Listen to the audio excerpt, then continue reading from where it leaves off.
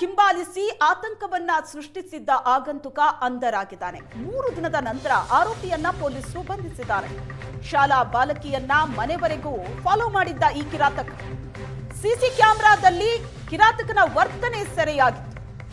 ಅದೃಷ್ಟವಶಾತ್ ಆಗಂತುಕನಿಂದ ಪಾರಾಗಿದ್ದ ಶಾಲಾ ಬಾಲಕಿ. ಸಿಸಿ ಕ್ಯಾಮೆರಾ ದೃಶ್ಯ ಕಂಡು ಹಾಸನದ ಜನ ಬೆಚ್ಚಿ ಬಿದ್ದಿದ್ರು.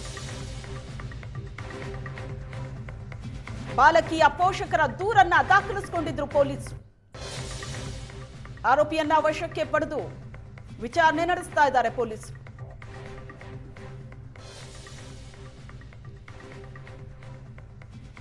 ದೃಶ್ಯದಲ್ಲಿ ನೋಡ್ತಾ ಇದ್ದೀರಿ, ಬಾಲಕಿ ಸ್ಕೂಲ್ನಿಂದ ವಾಪಸ್ ಬರ್ತಾ ಇರುವಾಗ ಆಕೆಯನ್ನ ದಾರಿಯುದ್ದಕ್ಕೂ ಫಾಲೋ ಮಾಡಿದ್ದ. ಆಕೆ ಮನೆ ಗೇಟ್ ತನಕ ಆತ ಫಾಲೋ ಮಾಡಿದ್ದ. ಮನೆಯ ಗೇಟ್ ಬಳಿ ಬರ್ತಾ ಇದ್ದಂತೆ ಆಕೆ ಬಾಗ್ಲು ಬಡ್ದಿದ್ದಾಳೆ. ಅಮ್ಮ ಬಾಗ್ಲು ತೆಗಿ ಅಂತ.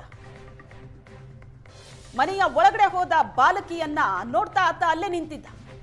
ಮನೆ ಗೇಟ್ ತನಕ ಬಂದಿದ್ದಾನೆ. ಈತನ ಉದ್ದೇಶ ಏನಾಗಿತ್ತು? ಹಾಸನದ ಜನ ಬೆಚ್ಚಿ ಬಿದ್ದಿದ್ರು ಈ ಘಟನೆಯ ದೃಶ್ಯ ಕಂಡು. ಇದೀಗ ಈತನನ್ನ ವಶಕ್ಕೆ ಪಡೆದು ವಿಚಾರಣೆ ನಡೆಸುತ್ತಿದ್ದಾರೆ ಪೊಲೀಸರು.